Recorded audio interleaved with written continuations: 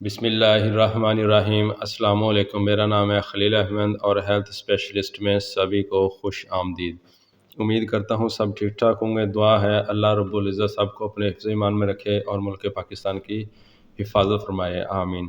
یہ سکرین پہ میرا واٹس اپ نمبر مینشن کیا گیا ہے۔ کسی بھی میل اینڈ فیمیل کو اے ٹو زیڈ کوئی بھی مسئلہ مسائل ہو وہ مجھ سے مکمل رازداری کے ساتھ ڈسکس کر سکتا ہے اور مجھ سے دعائیں منگوا سکتا ہے بائی TCS۔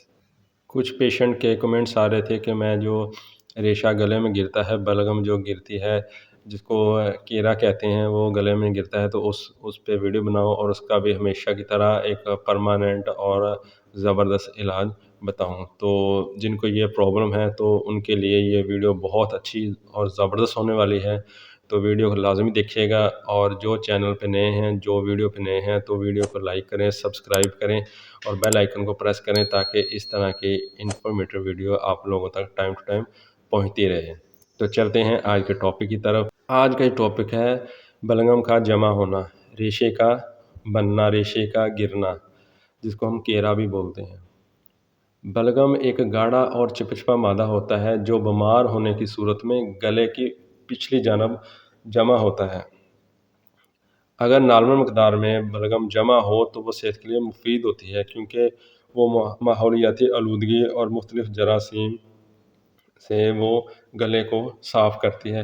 ہاں، اگر زیادہ مقدار میں بلغم جمع ہوتی ہے تو اس سے چھٹکارا پا لینا ہی اچھا ہوتا ہے، کیونکہ اگر ٹائم سے اسے کنٹرول نہ کیا جائے تو وہ مختلف بیماریوں میں تبدیل ہو سکتی ہے۔ یادداشت بھی کمزور ہو سکتی ہے، وہ سانس لینے میں پرابلم بن سکتی ہے، پھیپھڑوں کو بھی نقصان پہنچا سکتی ہے۔ تو بلغم سے ٹائم سے چھٹکارا پا لینا چاہیے۔ بلغم کیوں ہوتی ہے، اس کی وجوہات کیا ہیں؟ پھیپھڑوں میں خراش ہونا، جن کے ہاں پھیپھڑوں میں خراش ہوتی ہے یا سانس لینے میں سانس کی نالی میں خراش ہوتی ہے تو ان کو بلغم کی شکایت ہوتی ہے۔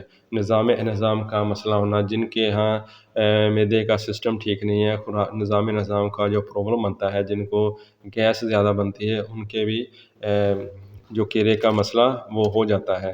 مختلف الرجی ہونا، پورے جسم میں کہیں بھی الرجی کی شکایت ہے تو ان کو بھی بلغم کی شکایت ہوتی ہے۔ زیادہ دھول مٹی والی جگہ پہ رہنا، زیادہ کچرے والی جگہ پہ سانس لینا، ان کو سانس کا پرابلم اور ان کو بلغم کی شکایت ہوتی ہے۔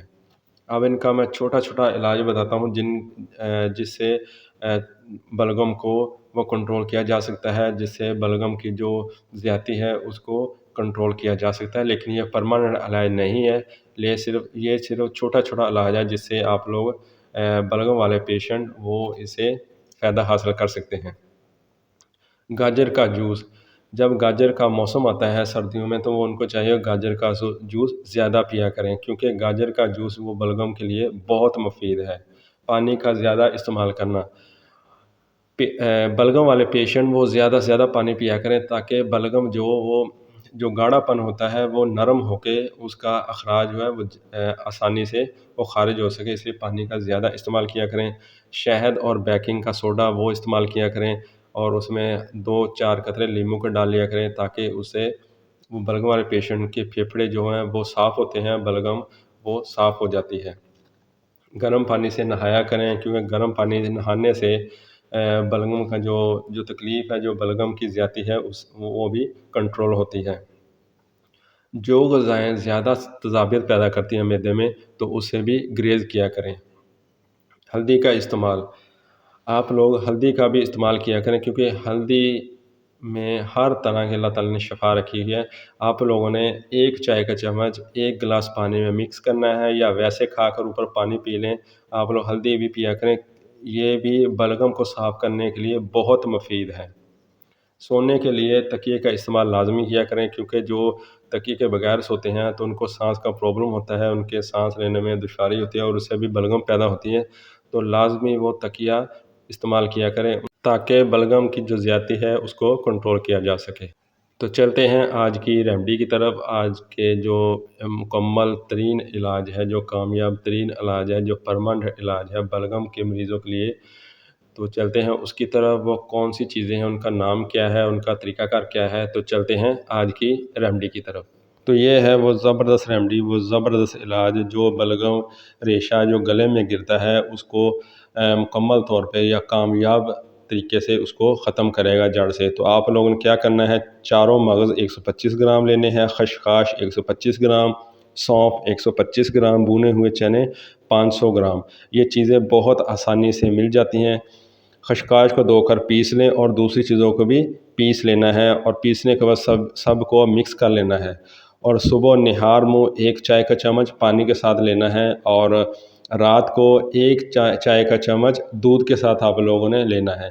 تو انشاءاللہ جب آپ لوگ یہ جو میں نے طریقہ کار بتایا ہے ایسے استعمال کریں گے تو انشاءاللہ آپ لوگوں کو 1 ہفتے میں فرق پڑ جائے گا، لیکن میں چاہوں گا کہ آپ لوگ یہ کم از کم 1 مہینہ استعمال کریں، کیونکہ یہ دیسی چیزیں میں نے بتائی ہیں، اس کا کوئی نقصان نہیں ہے بلکہ ان کا فائدہ ہی فائدہ ہے۔ تو آپ لوگ یہ کم از کم 1 مہینہ استعمال کریں، انشاءاللہ آپ لوگوں کو جو بلغم کی جو پریشانی ہے اس سے بالکل آپ لوگ چھٹکارا پا لیں گے انشاءاللہ۔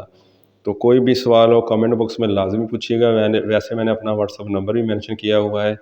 ویڈیو اچھی لگے تو لائک کریں، سبسکرائب کریں اور دوستوں کے ساتھ شیئر کریں تاکہ اس سے ہر کوئی فائدہ اٹھا سکے۔ تو ملتے ہیں نیکسٹ ویڈیو میں، تب تک اپنا بہت سا خیال رکھیے گا۔ اوکے، اللہ حافظ۔